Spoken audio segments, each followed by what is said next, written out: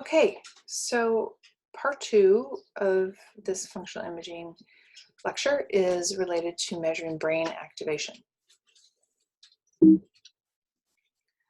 So why do we care about neuroimaging? And the reason we care about it, as I said in sort of the first video in the series, is that the brain is really the last great frontier. That if we can understand how all of these approximately 100 billion nerve cells interact,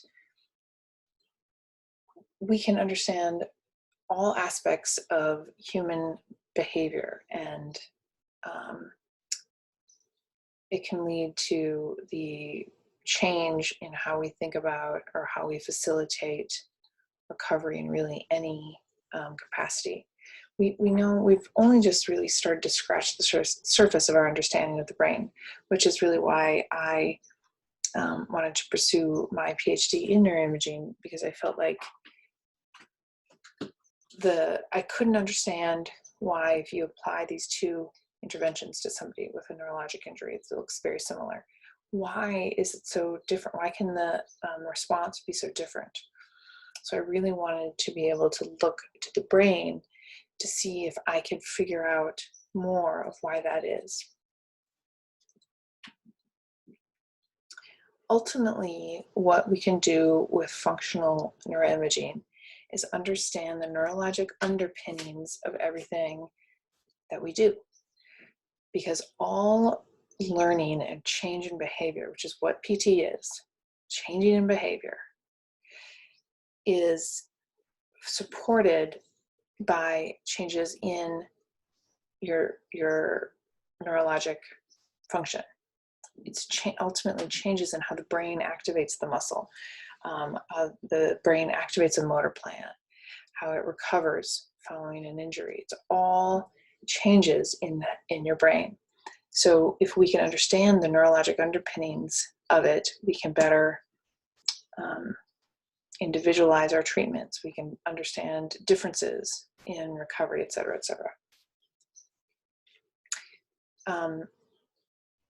It's not been a new thing that people have wanted to understand brain function. This is Thomas Gall, the father of phrenology, which is a pseudoscience that was very popular in the 1800s. I have a copy of one of these busts in my office. You're welcome to check yourself out on it. All of those little locations here that you see are bumps. So that was the idea behind phrenology, that if you have certain lumps or bumps on your head, a prominence, it was associated with a high level of whatever this is. My favorite of which is suavidity, particularly. I believe I have a really particular prominence there.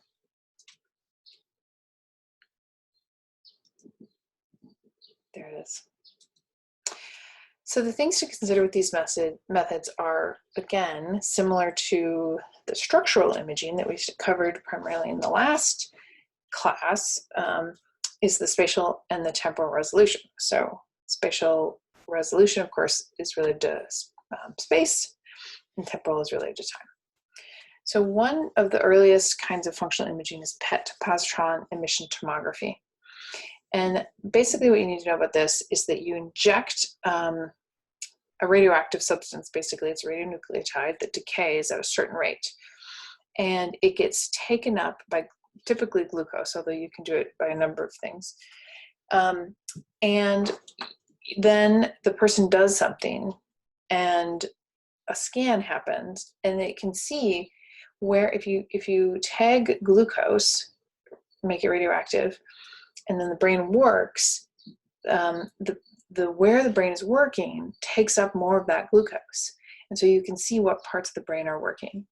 So here is an example of a practiced and an unpracticed task. You can see how there's this focusing of the neural activity as we practice it. This like beginning to measure this kind of neuroplasticity that I love to talk about.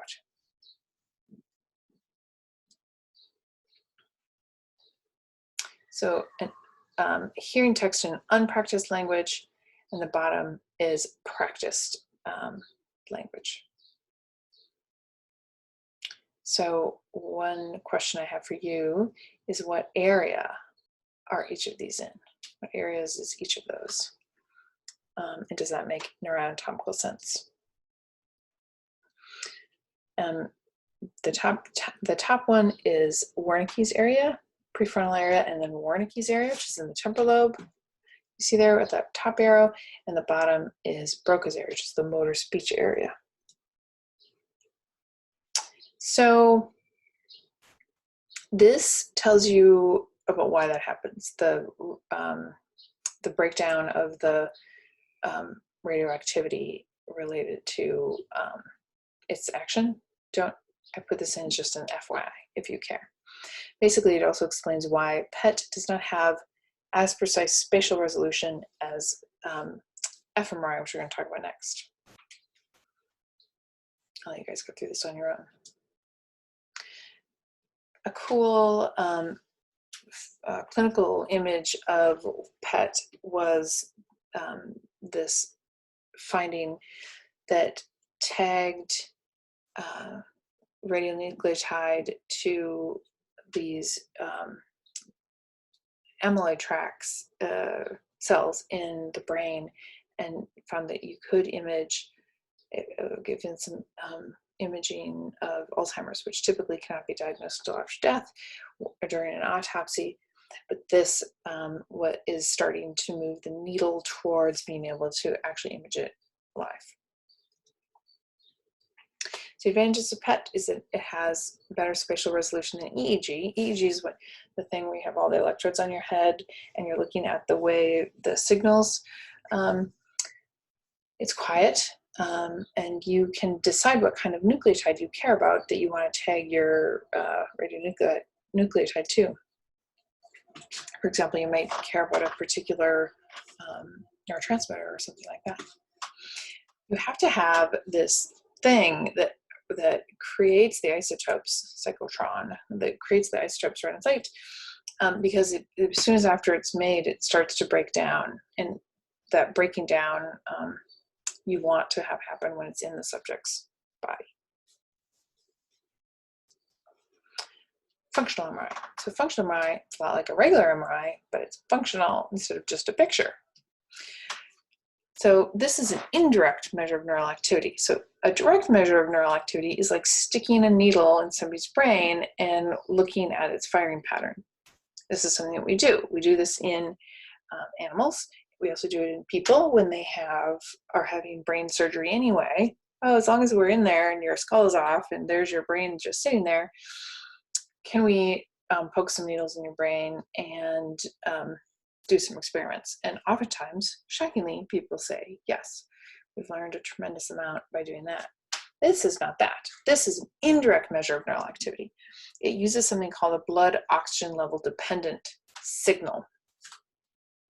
And similar to the structural MRI, it is that signal that then is able to recreate the image of the brain working.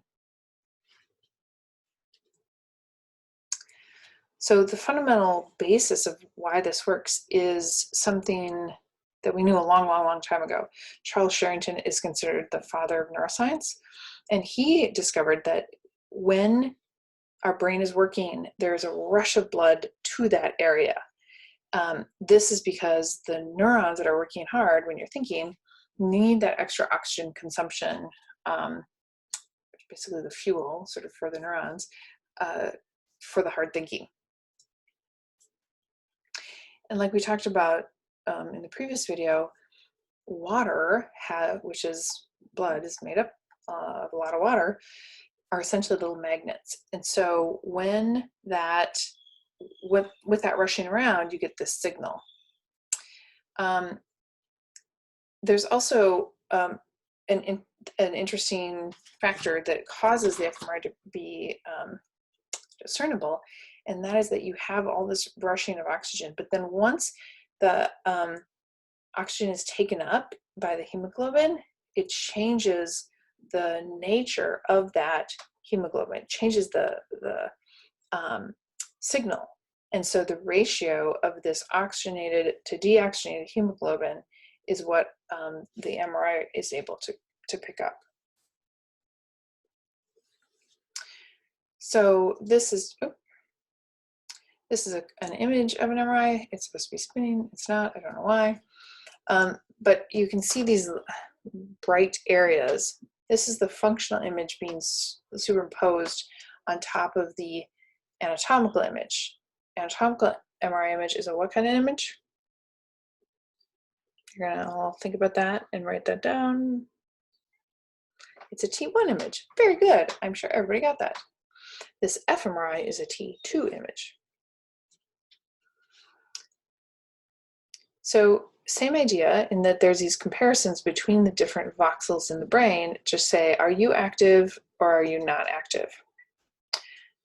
This is, I did this news story a while ago, back when I was in Minnesota, but with a newscaster. He wanted an fMRI.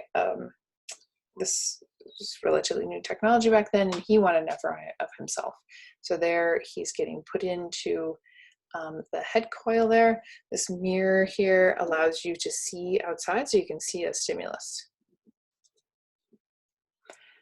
So first you take these regular scans, and then after that you take the T2 scans. You take a bunch of them, so according to the protocol, depending on what you're interested in. Then you analyze the images, and you reconstruct the model, and then you kind of get rid of some of the extra tissue in the brain so that we can kind of see down into the gyri. Remember, the gyri are the bumps and the sulci are the caves. And there we can use that anatomical surface and we can put the activation on the gyri.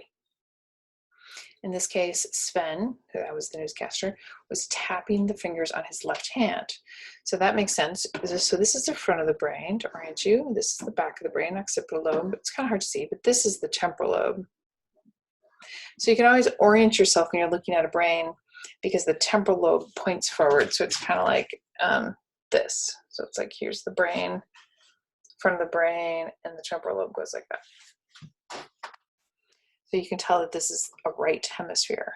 So he was tapping his left hand, so we would expect the right hemisphere activation. Here is the central sulcus right here. So as expected, you have activation here on the frontal lobe in the primary motor cortex and in the sensory cortex, primary sensory cortex, postcentral gyrus.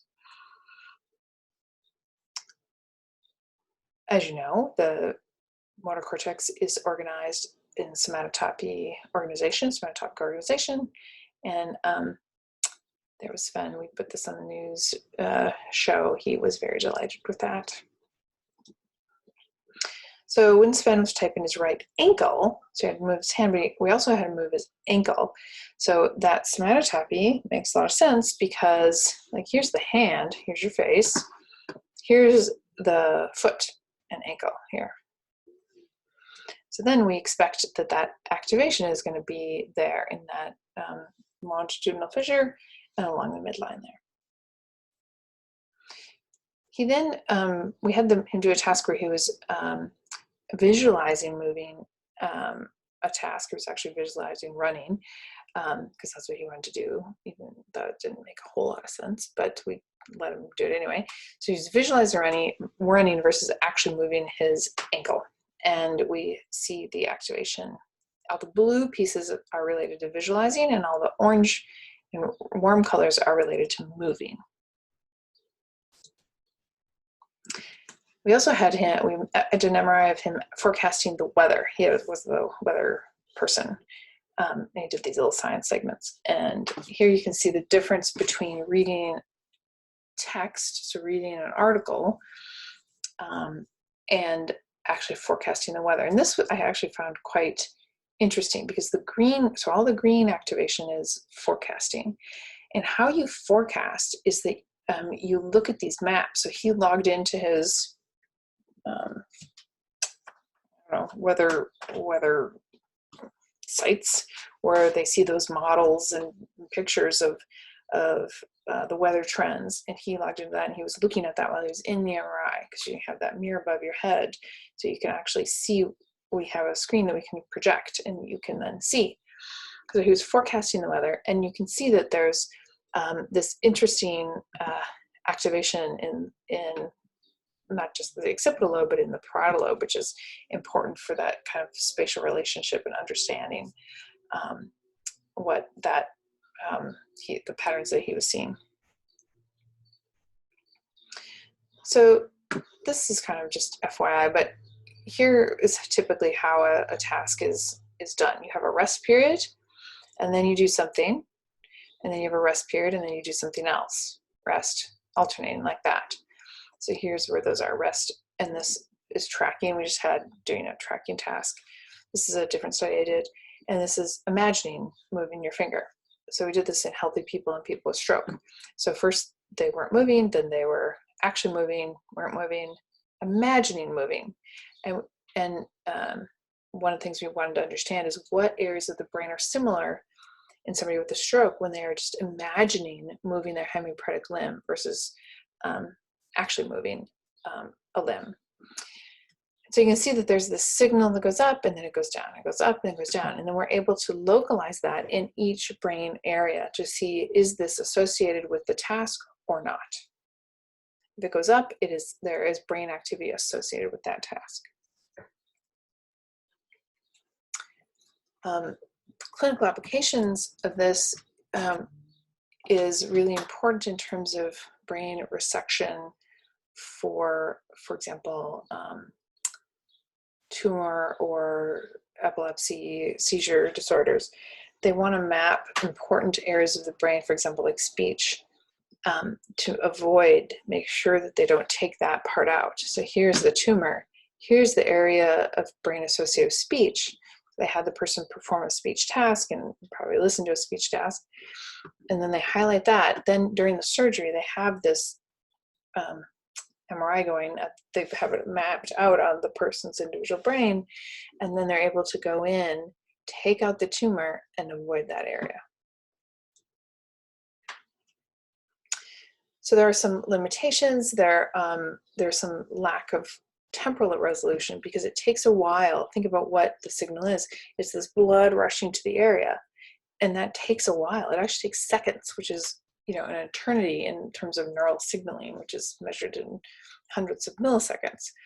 So you have to design tasks where you do things for kind of a long period of time. So it allows time for the blood to rush there and actually get used up and then move on to whatever the next thing is.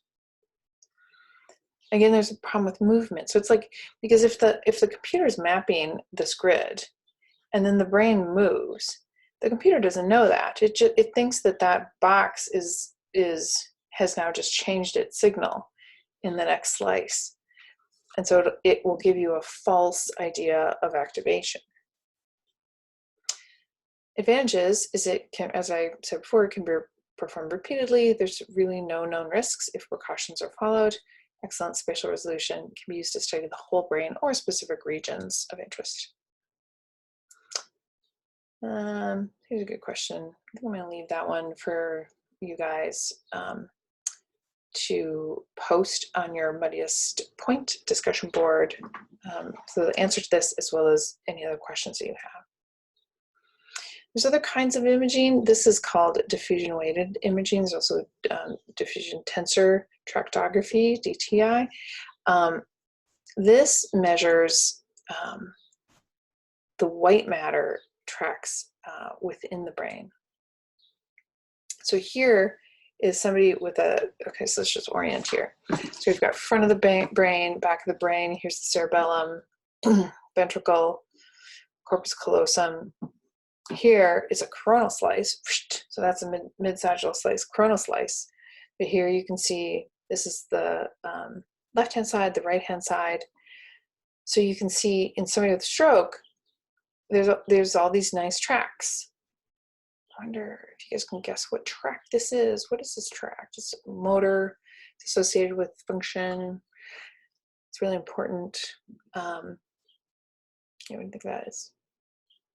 Okay, you got the answer. You thought about it. You didn't just sit here and wait for me to tell you the answer. It's the corticospinal tract. So this is intact, but on this side where the stroke is, no corticospinal tract. So there's no projections going down. Versus in a healthy brain, you can see there's this relatively symmetrical influence from both sides of the brain. This has been shown to be a really important predictor of functional recovery in stroke. Basically, how much of this highway do you have left matters in terms of your recovery, more so than how big your stroke was. Finally, I want to transition to transcranial magnetic stimulation, which is something that was made possible by this man, one of my favorite scientists, and always my answer to that question of who would you want to have dinner with, dead or alive? This is my guy, Nikola Tesla. So I highly recommend reading about his bizarre life. Anyway, brilliant scientist, inventor of the alternating current. So transcranial magnetic stimulations. This is a tool that is, you could think of, it's still considered in the neuroimaging kind of bucket, but instead of passively observing what's happening, you actually induce a magnetic field to induce a current within tissue, ultimately stimulating the neuron to fire as it normally would. And it can be used for three things, which is confusing because it's the same tool, and then people get confused all the time. Still to this day, I'm doing this research for 10 years, and still people don't, who should know better, don't understand this. One is as a mapping tool. So I can map different areas of the brain as they're associated with a muscle of interest. I can manipulate the brain tissue as a part of an experiment to up or down regulate it, or I can use it as a treatment or an intervention. So how this works is you put a coil on the person's head above the area of interest that you want to study. So your foot or your hand or your face or whatever. Electric current passes through the wire that's inside the coil, and it induces a magnetic field that painlessly passes through the skull, stimulating whatever's underneath it. In this case, it would be neurons. So that's just a picture of what that looks like.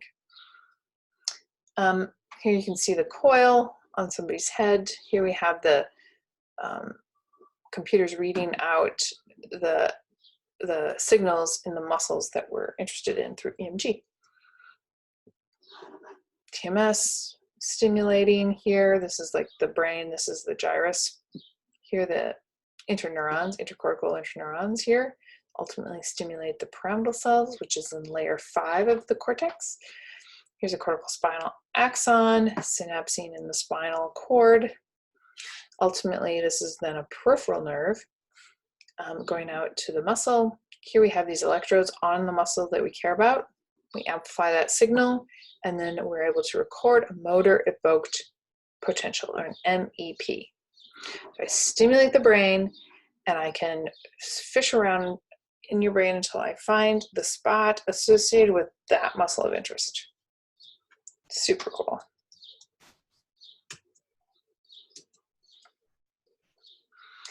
So when you think about resolution, it's different than with MRI or PET because you're inducing activity.